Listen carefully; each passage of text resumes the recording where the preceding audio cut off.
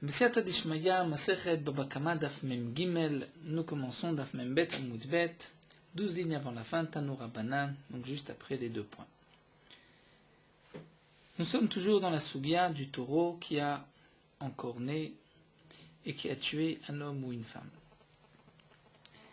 La Gemara nous rapporte une braïta concernant ce pasuk. Vimit ish o isha. Le taureau a tué un homme ou une femme. Amar Rabbi Akiva s'étonne et pose la question Vechi ma basé le lamdenu. Qu'est-ce que ce pasuk, c'est-à-dire le pasuk qui précise un homme ou une femme, vient nous apprendre? Juste avant, la Torah nous dit un taureau qui a encorné un homme ou une femme et que Vamet, la personne est morte, on devra lapider le taureau et on ne mangera pas la chair du taureau, balachor naki, comme nous l'avons expliqué. Le pasuk continue. Si c'est un taureau qui est mouad, qui veut dire qu'il avait déjà encorné 3 fois, veimiti shoisha, il a tué un homme ou une femme, on va lapider le taureau, et gambe alaviumat, les propriétaires sont aussi chayav mitam, ils payeront le kofer. Donc dans cette paracha, ce deuxième pasuk du taureau mouad, la Torah répète, et il a tué un homme ou une femme. Pourquoi répéter il a tué un homme ou une femme? On l'a déjà dit juste avant, lorsqu'un taureau a encorné un homme ou une femme. Si c'est pour nous dire qu'on est chayav du kofer, lorsque le taureau a tué une femme comme s'il avait tué un homme, mais c'est déjà marqué juste avant qu'il garchor et isha, un taureau qui encorne un homme ou une femme. Donc on parle qu'il encorne un homme ou une femme, il n'y a pas de différence. Donc c'est pour nous enseigner la chose suivante, nous dire Rabbi Akiva, la kish isha le ish. Pour faire ici un lien entre la femme et l'homme. Et pour nous dire, Ma'ish nezakav le yorshav. Quel est le din d'un homme qui a été tué par le taureau, qui a été endommagé, que cet homme est mort? Qui est-ce qui va recevoir l'argent que le propriétaire du taureau doit payer? Ce sont les héritiers du mari. Et bien de même, Af Isha nezakea, dire les dégâts, les nezakim, la femme qui a été tuée, qui payera? Le propriétaire du taureau. À qui il payera? Aux héritiers de la femme. C'est-à-dire, nous explique Rashi, aux héritiers de la femme et pas au mari. Aux héritiers de la femme, mais pas au mari, c'est ce que Rabbi Akiva vient nous enseigner de ce pasuk. Donc la Torah nous dit, le taureau a tué un homme ou une femme, de la même manière que pour l'homme on donne aux héritiers de l'homme, et bien pour la femme on donnera aussi aux héritiers de la femme et pas au mari. Mais qui est l'héritier normalement de la femme? Un homme décède, qui sont les héritiers de cet homme? Ce sont ses enfants. Il n'a pas d'enfants, on remonte, son père, ses frères, ses oncles, etc. En aucun cas, c'est la femme qui hérite l'argent du mari. Inversement, une femme décède, l'argent de cette femme, c'est venir ses Milo, c'est son Barzel, c'est le mari qui va hériter, comme nous allons voir du Passouk. Ce ne sont pas les enfants de cette femme, c'est le mari qui hérite. Si le mari est déjà décédé, ou une femme qui vit seule, qui est divorcée, qui est veuve, une célibataire a de l'argent, à ce moment-là, ce sont à ses héritiers. Ses enfants, ou c'est les célibataires, on remonte les frères, le père, les oncles, etc. Donc là, on voit qu'une femme a été tuée. On va payer le dégât à qui? Aux héritiers de la femme. Elle a des enfants à ses enfants. Elle n'a pas d'enfant à sa famille, mais pas au mari. Tout le monde l'agma besava Rabbi Akiva lo hérite la Baal. Est-ce que Rabbi Akiva pense que le mari n'hérite pas? Vatania, pourtant nous avons une braïta. Ou à propos de l'héritage, la Torah dit veyarash ota. La Torah, comme l'explique Rachid, nous dit un homme qui décède, on fera passer l'héritage l'ishero à karov elav, à son proche parent. Et on apprend chez Eros ou Ishto. Et donc nous dit Rachid, on ne peut pas expliquer qu'on donnera l'héritage du mari à la femme, parce que la Torah dit mishparto, de sa famille, de la famille du mari, donc ce n'est pas à sa femme, mais que sa femme devient sa famille, parce qu'on dit mishparto, c'est-à-dire la famille, le bet avotav, les maisons des pères. Donc comment on va traduire le pasuk? On tatemet nachalato le karov elav mishparto, on donnera à un proche parent l'héritage de cet homme qui est décédé, velishero, on va dire veshero et sa femme, c'est-à-dire si sa femme décède, c'est lui qui va hériter. Mikan Shabbat Yuresh et Ishtu Devra Rabbi Akiva. De là, on apprend que le mari va hériter les biens de sa femme. Viara Shota, c'est le mari qui hérite les biens de sa femme. Donc la question est évidente. Comment se fait-il que lorsque le taureau a encore né a tué une femme, on donnera l'héritage aux enfants et pas au mari? C'est le mari qui hérite. Amar Resh Lakish répond Lo Amar. Rabbi Akiva, on pourrait rajouter Rabbi Akiva n'a dit que le mari n'hérite pas. Ce sont les enfants qui héritent et la Bekofer. Seulement à propos du Kofer. La femme a été tuée, le taureau était moide, on doit payer le Kofer. Le Kofer n'est pas payé au mari. Le Kofer est payé aux héritiers de la femme. Pourquoi? Parce que le Kofer ne se paye qu'après la mort de la femme. Et à ce moment-là, cet héritage est un héritage raoui pour exclure Mourzak, c'est-à-dire nous avons deux sortes d'héritage. Lorsqu'un homme décède, il a des biens qu'il a aujourd'hui chez lui. C'est ce qui est Mourzak, ce qui se trouve chez lui. Les enfants vont partager ses biens. Mais il y a des biens raoui, c'est-à-dire qui vont arriver par la suite, qui devaient arriver, qui vont arriver. À propos du Bechor, du premier-né, le premier-né ne prend que ce qui est Mourzak, ce qu'il a devant lui. Si ensuite des biens reviennent, arrivent au père, le Bechor, le premier-né, ne pourra pas prendre une double part. Le premier-né ne prend que Mourzak. Eh bien, le mari, nous dirait Shlakish, ne peut prendre que ce qui est Mourzak et par Raoui. Venaban notel Beroui kebe Mourzak. Donc cet argent, au moment où la femme est morte, elle avait cet argent chez elle? Non. Quand est-ce que le propriétaire du taureau doit payer? Une fois que la femme est morte. Donc c'est de l'argent qui est arrivé à cette femme après sa mort. Au moment de la mort de la femme, cet argent n'était pas encore là. Donc le mari ne peut pas en hériter. C'est de l'argent qui viendra par la suite. Le mari n'hérite que ce qui est Mourzak. Et comme dit l'Agma, Maïtama, d'où est-ce qu'on sait que le kofer ne se paye qu'après la mort? C'est vrai que c'est marqué, nous dit Rashi Veimit, que le taureau a tué. Mais on aurait pu dire que si le taureau a encore né, et on a évalué, les médecins sont là, ils disent c'est sûr que dans quelques minutes cette femme va mourir.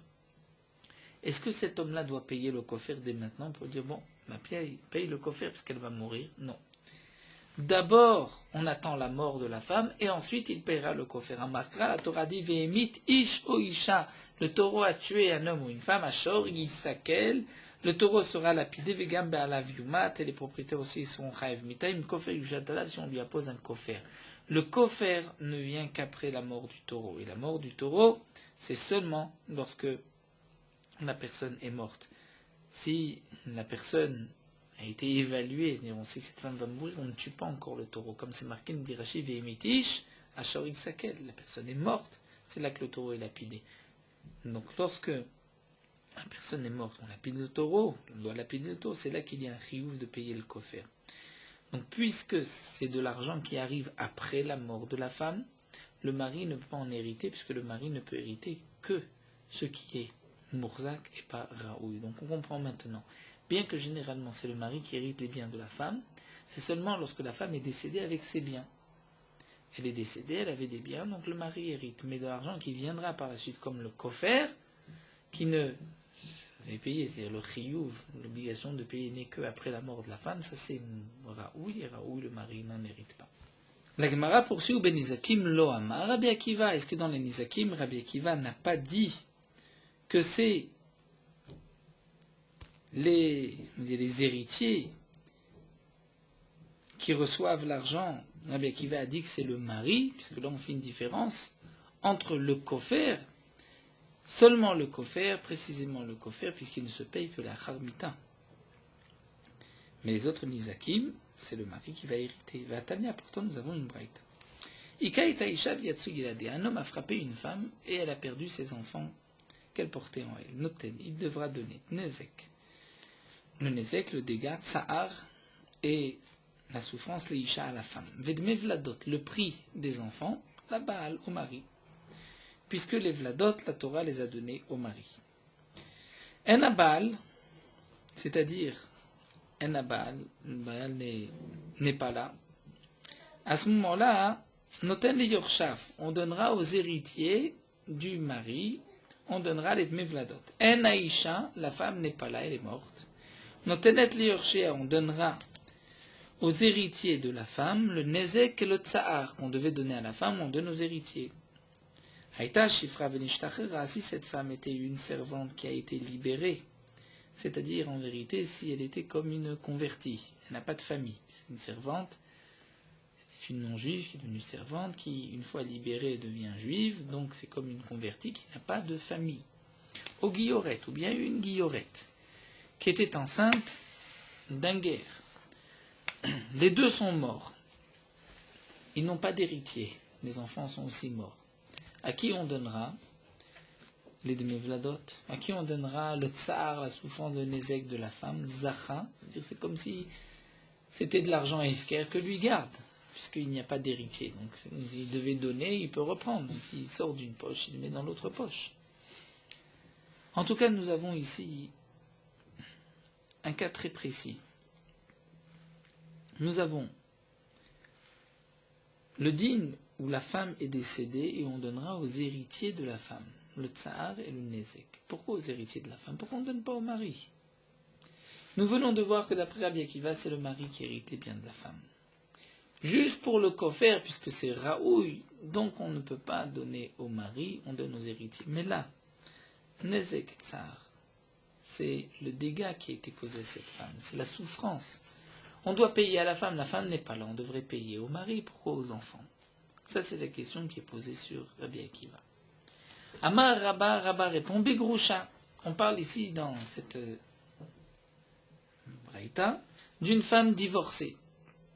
Et puisqu'elle est divorcée, donc on donne aux héritiers, donc on parle dans le cas où la femme a été divorcée après qu'elle ait été blessée.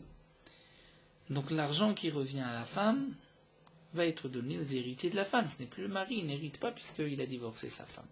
La Gemara poursuit et demande Amré.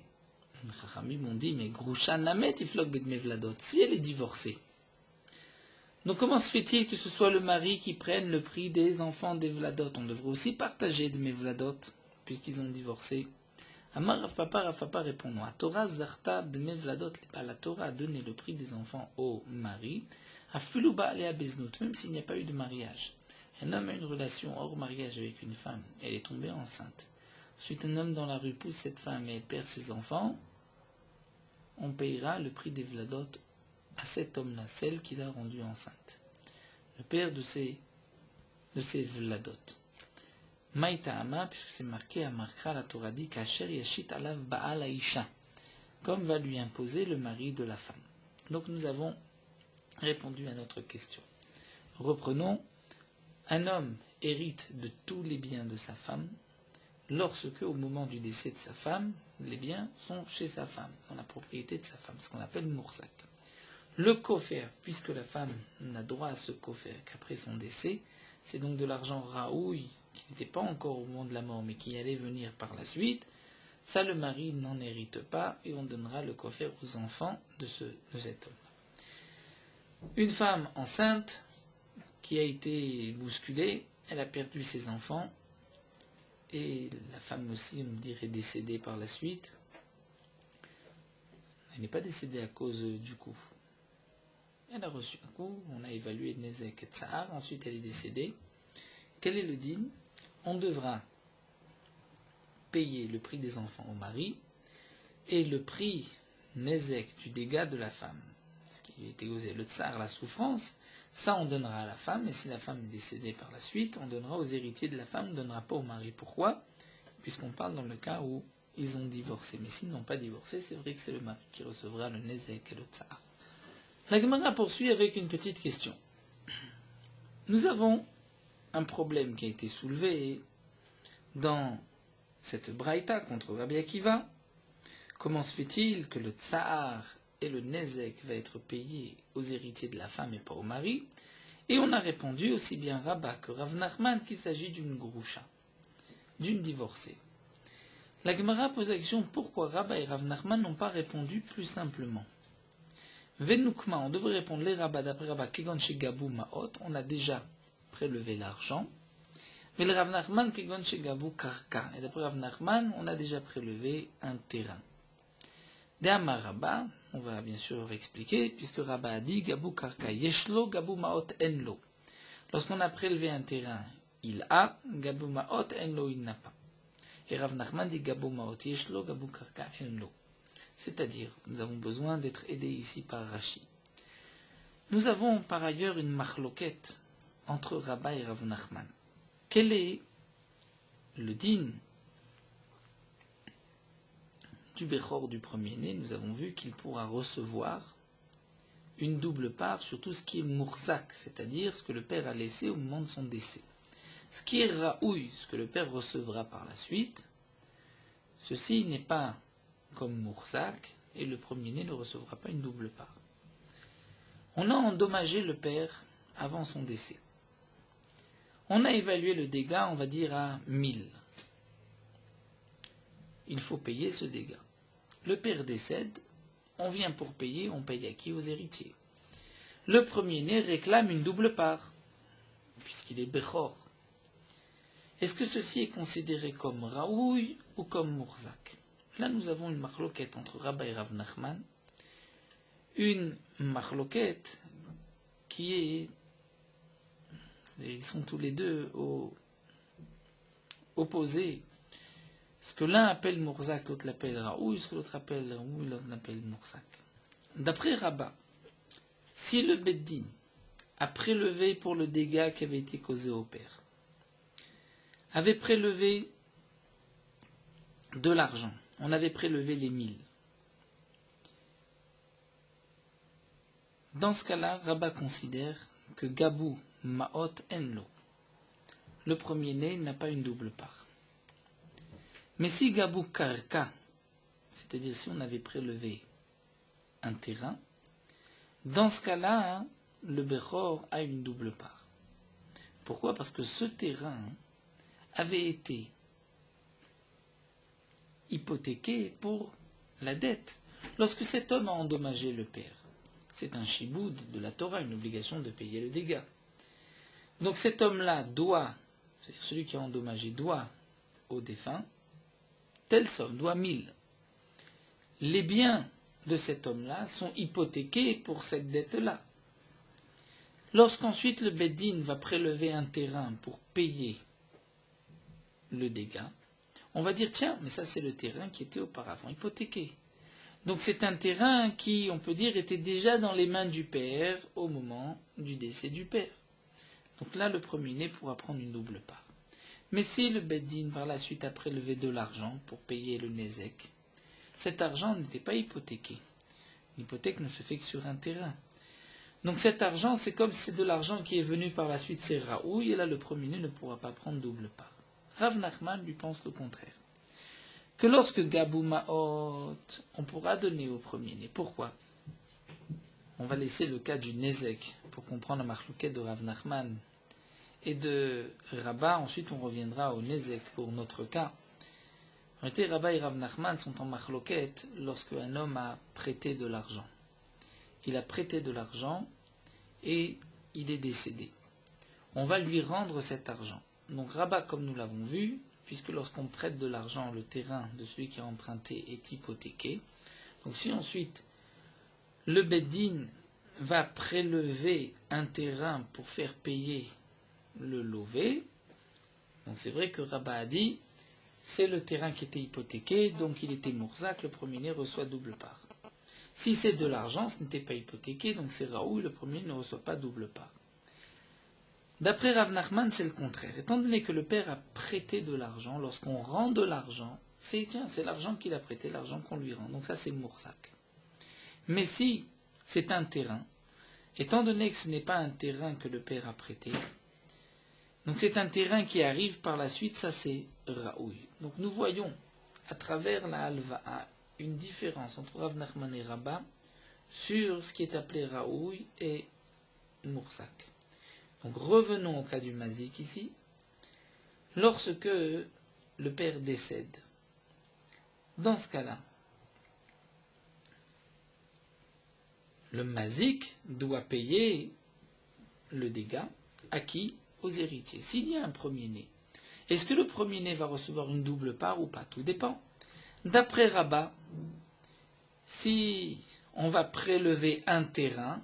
Terrain, c'est Mourzak, il reçoit double part. Si c'est de l'argent, c'est Raoul, il ne reçoit pas double part. D'après Rav Nachman, c'est le contraire. Donc maintenant, la Gemara pose la question suivante. Pourquoi Rabba et Rav Nachman ont eu besoin d'expliquer que la femme, si elle décède, on donnera à ses héritiers, on parle d'une groucha? Rabba et Rav Nachman auraient pu répondre simplement.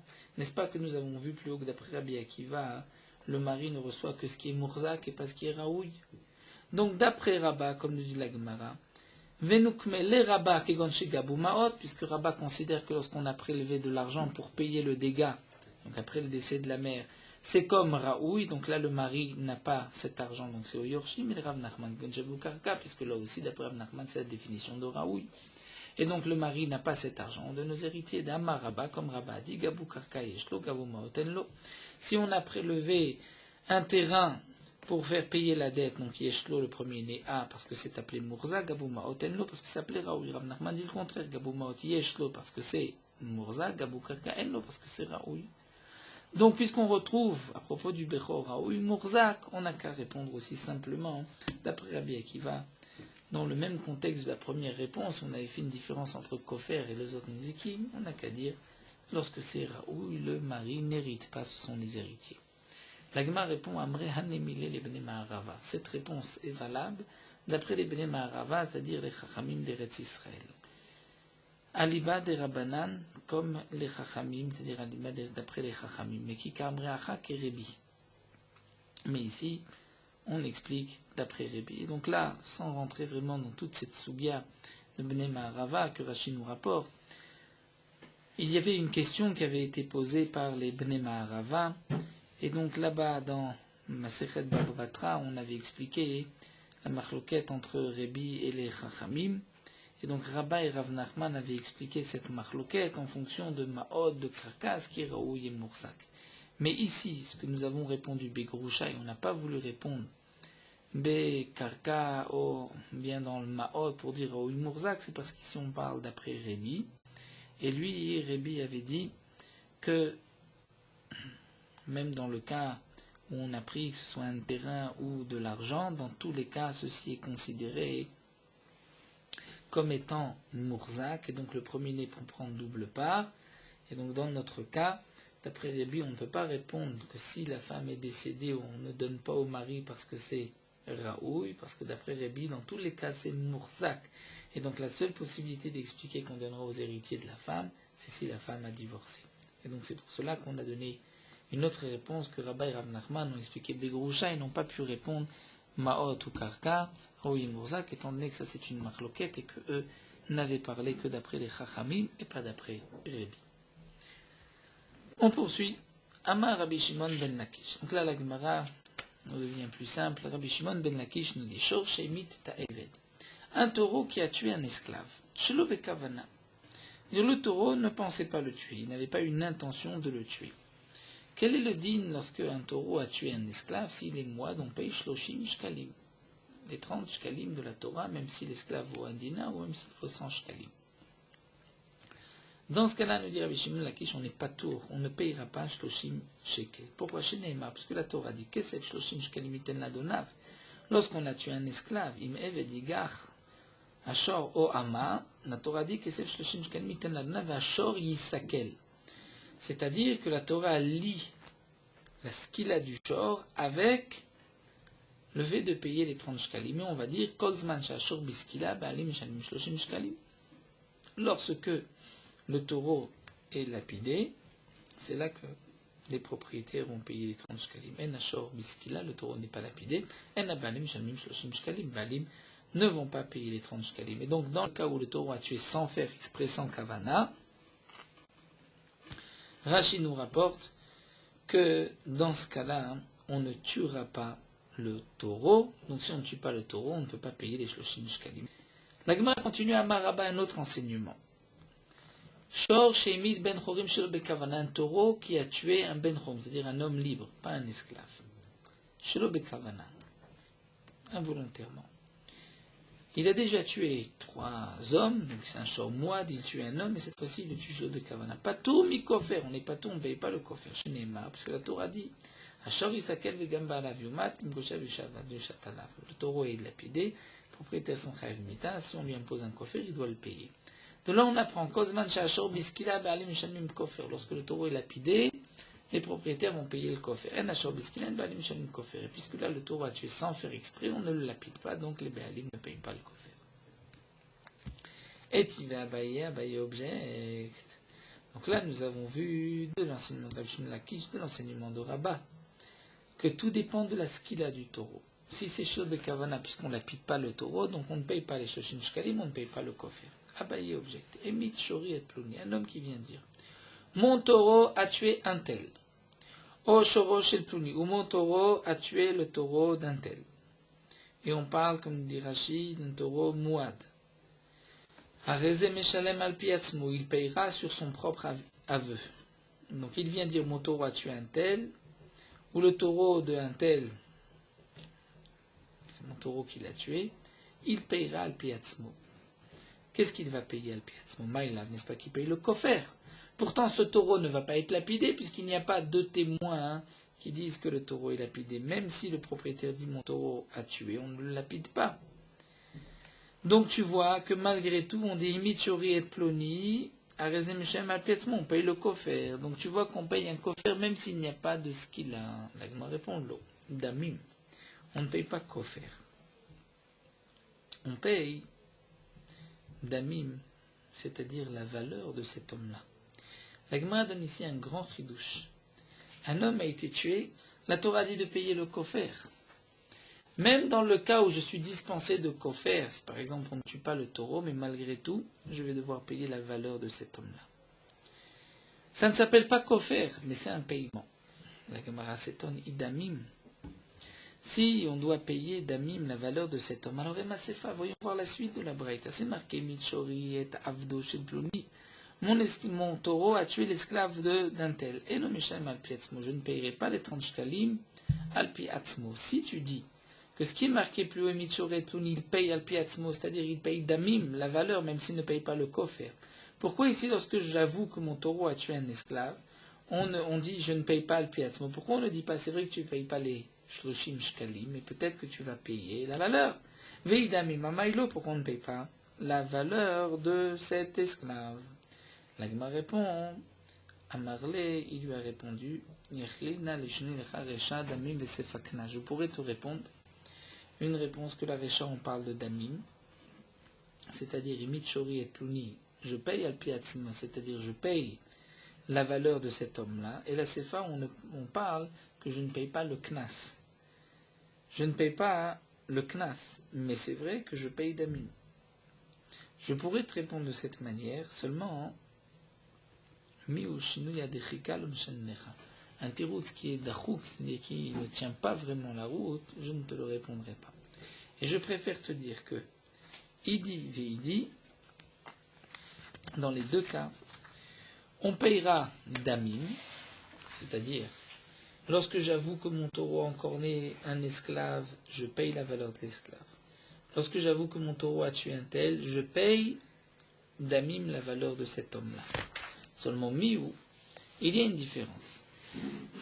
Ben chorim de meshalem kofer al piatzmo, un homme libre, puisque je paye kofer al piatzmo, c'est-à-dire on cherche, n'oublions pas la différence, comment se fait-il que lorsque j'avoue que mon taureau a tué un tel, qu'un homme libre, là dans ce cas-là, je paye la valeur de cet homme, et quand je dis que mon taureau a tué un esclave, je ne paye même pas la valeur de l'esclave. C'est vrai que je ne paye pas les shoshim shkalim, mais au moins la valeur. La Gemara répond, il y a une différence. Mais au ben chorim shalem kofer al piatzmo, puisque le ben chorim, on payera kofer al piatzmo. C'est-à-dire un homme, parfois, peut payer le kofer sur son propre aveu. Bien que nous avons vu plus haut qu'on ne paye le kofer que si on tue le shor. Et on ne peut pas tuer le shor sur son propre aveu. Donc comment on pourrait payer le kofer sur son propre aveu? La Gemara a trouvé le cas vechidame. Dès Yatoussa, des deux témoins sont venus vers Sidoubé des Katal. Ils ont témoigné que le taureau a tué. Velo Yademi, ils ne savent pas itam hu imouadou. Ils ne savent pas si le taureau est tam ou moad. Si le taureau est tam, on ne paye pas le kofer. S'il est moad, on paye le kofer. Vermar Maré, le propriétaire du taureau, dit des moad ou non, c'est un taureau moad. Là, le propriétaire du taureau va payer Meshalem kofer. Al Piatzmo, sur son aveu, il paye le kofer. Pourtant, c'est lui qui a avoué que le taureau est moad. Eh bien non, il paye kofer. Pourquoi paye-t-il kofer? Parce qu'il y a des témoins qui ont vu que le taureau a tué. Et donc on va tuer ce taureau, puisqu'il y a des témoins. Seulement je ne savais pas s'il était tam ou moine, parce que de toute manière, même s'il est tam, on le tue. Donc je ne savais pas si le taureau était tam ou moine. Ça c'est le propriétaire qui me dit qu'il est moine. Donc par son aveu, on va payer le kofer. Et donc, nous dit la Gemara, puisque pour un homme libre, c'est-à-dire un homme normal, je peux arriver à payer le kofer sur mon aveu, donc Echad el Kaedim, lorsqu'il n'y a pas de témoin, et qu'on ne peut pas tuer le taureau, Meshalem Damim, là dans ce cas-là, je payerai la valeur de cet homme-là. Megabe Eved à propos d'un esclave, chez nous Meshalem Knas al Piatzmo, je ne vais pas payer le Knas sur mon aveu. Veridame comment ça, si deux témoins sont venus dire que le taureau a tué, et on ne sait pas si le taureau est amoumoad, va marrer le propriétaire dit moad ou il est moad, l'homme ishtalem knas al piatzmo, là on ne payera pas le knas. Donc puisque je vois que à propos de l'esclave, lorsque les témoins ne savent pas s'il est amoumoad, et c'est grâce à mon aveu que on déclare qu'il est moad, je ne vais pas payer les shloshim shkalim. On va tuer le taureau, mais je ne paye pas les shloshim shkalim. Pourquoi? Parce que c'est un knas. Et comment se fait-il que pour le kofer on paye? Parce que Rachid nous explique qu'on fera kapara. J'ai besoin d'une kapara. Donc de même, nous dit la Gemara, lorsqu'il n'y a pas de témoin, l'homme est shalem damim, on ne paye pas damim, on ne paye pas même la valeur de cet esclave. Donc en conclusion, ce que nous avons vu ici, avant de continuer. La Gemara nous a dit la chose suivante. Mon taureau a tué un esclave involontairement. Donc on ne va pas lapider l'esclave, je suis pas tour, je ne paye pas les shloshim shkalim. Un autre cas, mon taureau a tué un homme libre, Shelo Bekavana, je ne vais pas tuer le taureau puisque c'était Shelo Bekavana sans intention, alors je suis pas tour du kofer. La Gemara a objecté, et pourtant on voit que lorsque j'avoue, je dis mon taureau a tué un tel, je paye al piatzmo, donc n'est-ce pas que je paye le kofer? La Gemara dit non, tu payes damim, tu payes la valeur. Pourtant dit la Gemara, mais c'est marqué juste que lorsque j'avoue que que mon taureau a tué l'esclave d'un tel, là c'est marqué que je ne paye pas le piatzmo, donc ça voudrait dire que même damim je ne paye pas. Oui, dit la Gemara, même damim je ne paye pas. Quelle est la différence entre la valeur de l'esclave et la valeur de cet homme-là? C'est simple, nous dit la Gemara, puisque parfois pour un homme, on peut, c'est-à-dire le kofer, on peut le payer al piatzmo. Donc damim on payera aussi à piatzmo lorsqu'il n'y a pas de témoin. Mais puisque le knas, les shoshim shkalim, je ne peux en aucun cas le payer sur mon aveu, même lorsque le taureau va être lapidé, et bien c'est pour cela que damim je ne paye pas. Et donc on a répondu aux questions. L'Agma continue, Métiv Rav Shmuel bar Rav Yitzhak. On est à la troisième des grandes lignes. Rav Shmuel bar Rav Yitzhak objecte, c'est marqué Kol shechayev beben chorim chayav be'eved. Dans tous les cas où on est chayav beben chorim, à propos d'un homme libre, on est chayav be'eved. Ben bekofer, ben bemita. Que ce soit pour le kofer, ou que ce soit pour mita, pour la mort, pour tuer le taureau. Demande l'Agma, kofer be'eved miika. On dit là où on est chayav ben chorim, on est chayav be'eved. Mais il n'y a pas de kofer chez l'esclave. Chez l'esclave, c'est shloshim shkalim, chez l'homme, c'est kofer.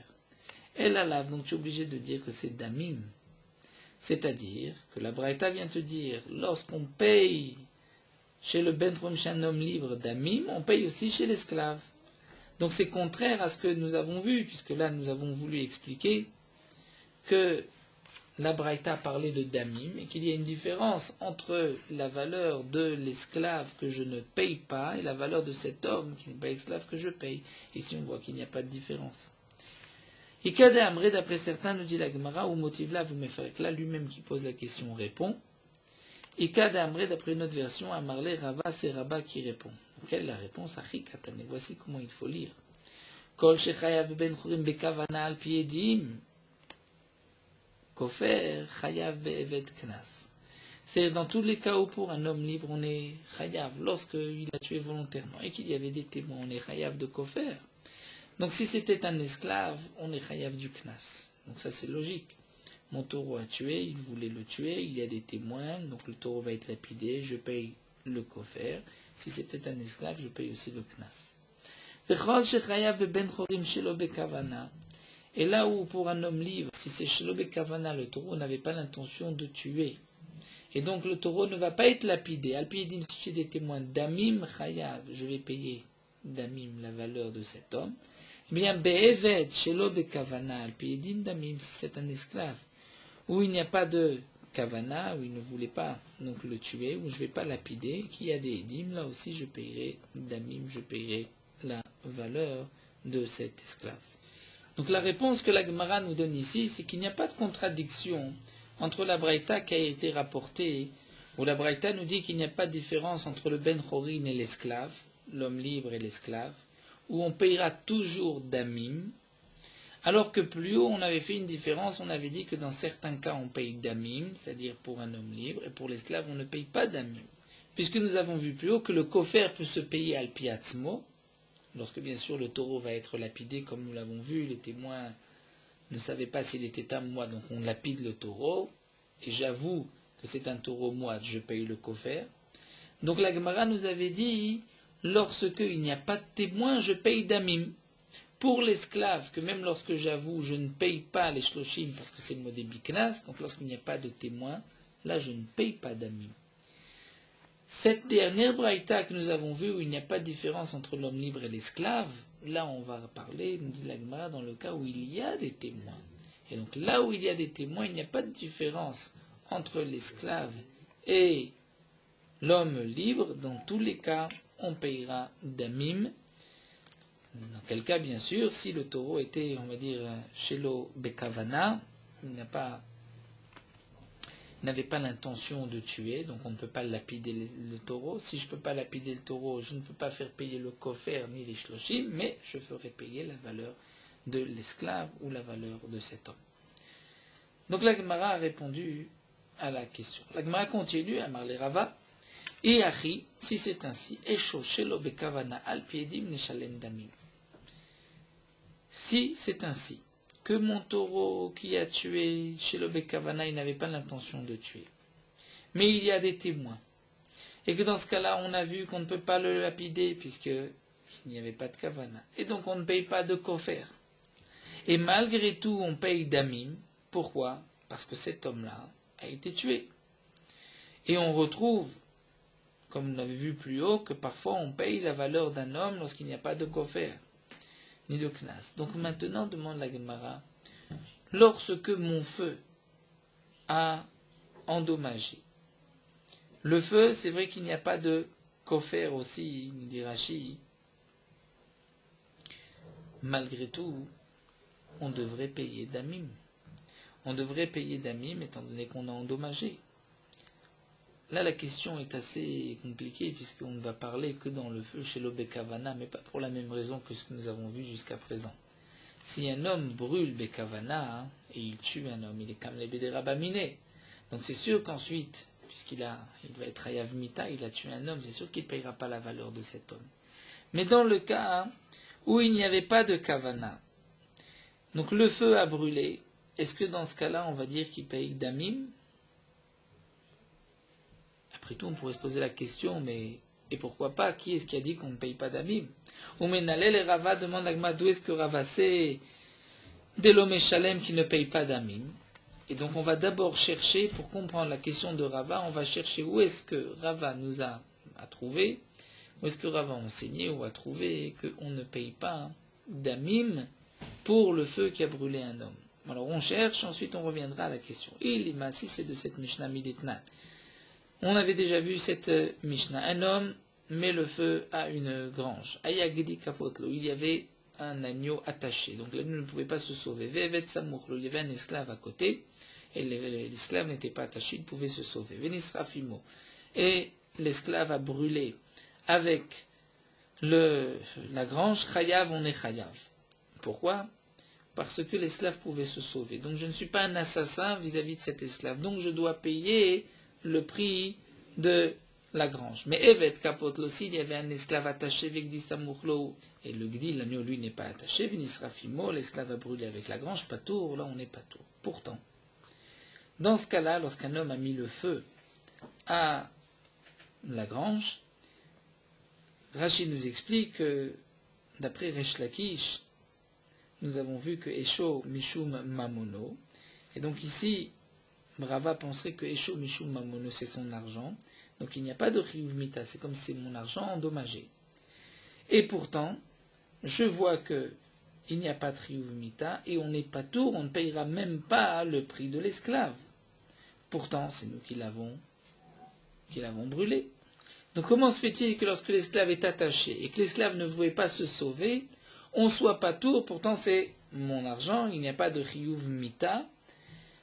Donc, peut-être que ce serait ici la source de cet enseignement où Rava donc avait posé dans la question, mais dire, mais Esho Shelo Bekavana, même s'il y a des témoins, on devrait payer Damim, mais on voit qu'on ne paye pas Damim.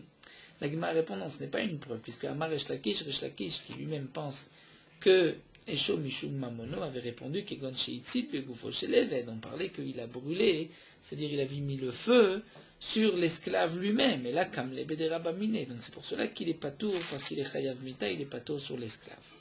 Donc il faut chercher une autre source, Vela Me'adetania, peut-être de cette braïta où nous avons vu Chomer Ba'esh Mibabor, qu'il y a une chumra sur le feu par rapport au puits, Sha'esh Moedet Lechom Davar Raoula, Ben Davar Shen Raoula, que le feu est moide de tout consommer, tout brûler, que ce soit même ce qui est Raoula, dire du bois, ou même le Raoula des pierres, Machen Ken Bebor, ce qui n'est pas le cas pour le puits.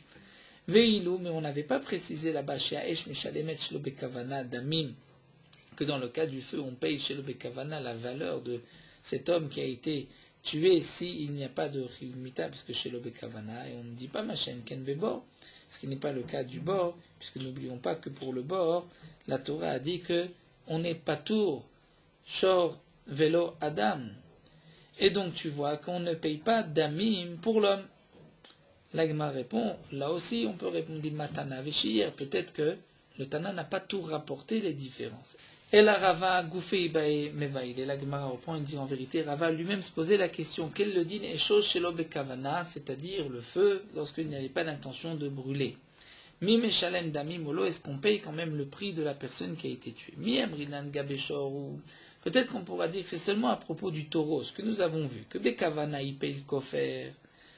Si le taureau voulait tuer, donc le taureau moide, on payera le kofer, puisqu'on tue le taureau, on paye le kofer. Donc chez le Bekavana, on paye Damim. Lorsque le taureau n'avait pas l'intention, on paye pas le kofer, puisqu'il n'est pas lapidé, mais on payera la valeur. Aval est chaud, mais le feu, que lorsque Bekavana l'homme échalem, on ne paye pas le kofer. Pourquoi? Pour une autre raison, comme les Bédérabamine. Donc peut-être que chez le Bekavana, name l'homme échalem Damim, on ne payera pas Damim, Odilma, ou peut-être que non. Peut-être que c'est différent, parce que à propos du taureau sans kavana, c'est vrai qu'il n'y a pas de kofer, mais il paye damim. Mais gabé shoname, afalgav de bekavana, l'omeshalem kofer. C'est vrai que bekavana, on ne paye pas le kofer pour le feu, mais chez le bekavana, peut-être qu'il payera damim. Mais lo yadinan, et donc on ne sait pas. Tekou, cette question est restée en suspens. Donc ça, c'est le problème que posait Rava sur Esho. Donc là, nous avons vu dans cette soubia le din du taureau, et nous avons fait des différences que même lorsque le taureau a encorné volontairement, et qu'il donc chayav mita, il doit être condamné à mort, ce qu'il a, il va être lapidé. Donc là, si c'est un homme qui a été tué, que le taureau est moide, on payera le kofer. Si c'est un esclave, on payera les 30 shkalim. Lorsque le taureau ne va pas être lapidé parce que c'était chez le bekavana, donc on a vu que pour l'esclave, il est patour des shloshim. Pour un homme normal, il n'est pas tour du kofer, puisqu'on ne lapide pas l'esclave. C'est vrai que nous avons vu qu'on payera damim, et là la Gemara fait la différence, c'est que lorsqu'il y a des témoins, on paye damim, c'est-à-dire la valeur de cet homme qui a été tué ou de l'esclave qui a été tué, mais lorsqu'il n'y a pas de témoin, c'est sur son aveu, là la Gemara a fait la différence entre le kofer, c'est-à-dire le cas d'un homme normal blanc, on payera damim, bien que le taureau ne va pas être lapidé, bien que c'est son aveu et qu'on ne peut pas payer le kofer, mais on payera damim, alors que si c'est un esclave, là on ne payera pas damim, comme l'Agma l'avait expliqué, puisque de toute manière on ne paye pas de shloshim shkalim par son aveu, donc damim aussi, on ne payera pas. Pour le cas du feu, shel bekavana, donc l'Agma est resté en suspens, c'était la question de Rava. Là l'Agmara poursuit, Kiata Rav Dimi Rabbi Yochanan, lorsque Rav Dimi est venu, il a dit au nom de Rabbi Yochanan, Kofer, Im Kofer. Dans la Torah, c'est marqué Im Kofer Yushat Alaf. Si un kofer lui a imposé. Rabbi Yochanan dit pourquoi la Torah précise im. Si c'est marqué kofer, matamudumar im kofer. De là, nous dit Rabbi Yochanan, les rabot kofer shelo bekavana ki kofer bekavana, que le taureau va payer, c'est-à-dire le propriétaire du taureau, un kofer shelo bekavana, même lorsqu'il a endommagé, même lorsqu'il a tué sans kavana, sans intention de le tuer, on payera le kofer comme si le taureau avait tué bekavana. Donc ça c'est contraire à ce que nous avons vu plus haut dans la Gemara, où le kofer dépendait donc de la skila du shor, du moment où le shor avait endommagé, avait tué bekavana.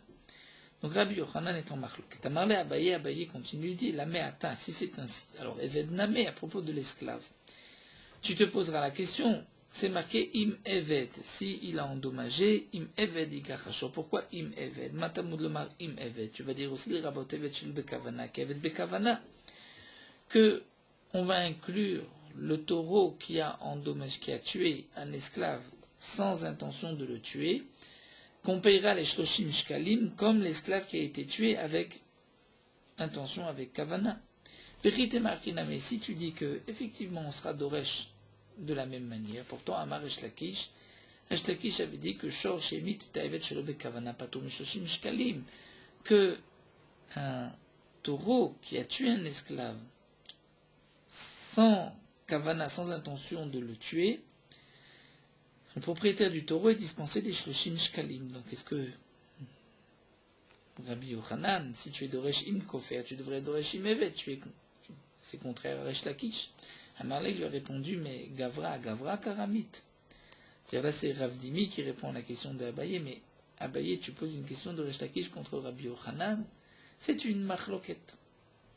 Ravin Amar Rabbi Yochanan, mais la Gemara poursuit, nous dit que lorsque Ravin est venu, il a rapporté au nom de Rabbi Yochanan qu'on est d'Oresh Eved im Eved.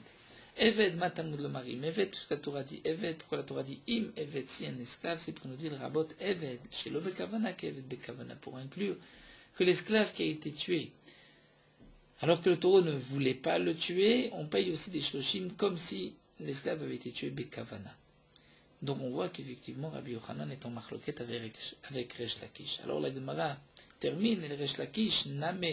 Est-ce qu'à Resh Lakish on dira aussi Nima mide Eved im Eved lodarish, puisque Resh Lakish n'a pas cette dracha de Eved im Eved, puisque d'après Resh Lakish, lorsque le taureau a tué l'esclave sans faire exprès, on ne paye pas les shloshim shekel. Alors est-ce que Resh Lakish kofer im kofer name lodarish n'est pas d'Oresh cette halakha à propos du kofer, et donc lorsque le taureau a tué un homme sans faire exprès, on ne payera pas le kofer?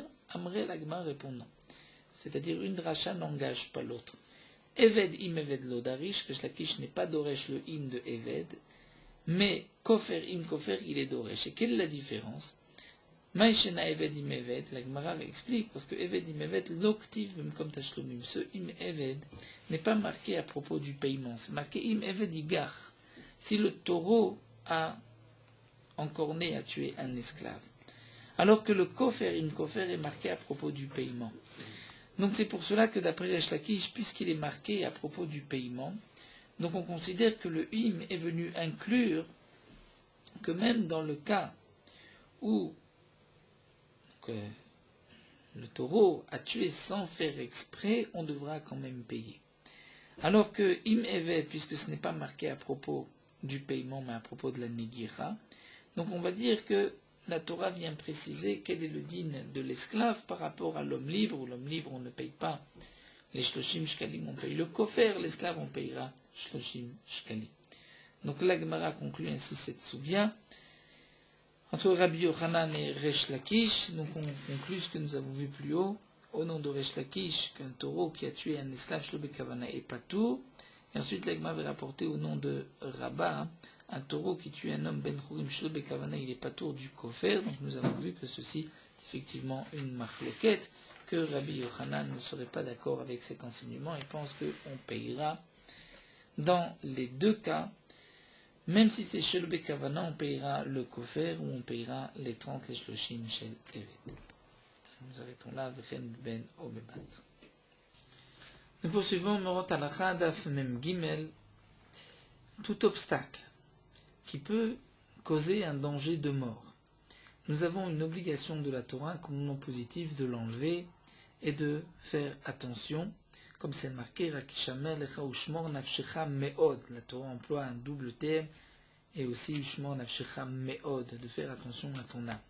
Si un homme n'enlève pas un obstacle qui peut coûter la vie de quelqu'un, il transgresse un commandement positif, et il transgresse aussi le commandement négatif, qui est l'otasim damim petera. Midat Chassidut, c'est qu'un homme doit faire attention, même lorsqu'il a des ronces, des barbelés, de ne pas le laisser dans un endroit où il peut causer un dégât, même si c'est dans son domaine. Midat Chassidut, c'est de les enterrer ou de les brûler ou de les jeter dans le fleuve pour être sûr de n'endommager personne. Bien que on ne peut pas interdire à une personne de garder chez lui des ronces ou toutes choses qui peuvent endommager, puisque c'est chez lui, malgré tout, puisque des gens risquent de rentrer chez lui et il va causer un dégât aux autres. Sur cela, les Chachamim nous ont dit dans la Gemara de Baba Kama Haïman, des Baïl et Meve Chassida, l'homme qui veut être pieux, doit les Kaïm Milé des Nézikim, faire attention à tous ces dynimes de Nézikim, ne pas causer un dommage à son prochain, même s'il a le droit de mettre chez lui ce qu'il veut, mais il doit penser aux autres qui risquent de rentrer et d'être endommagés.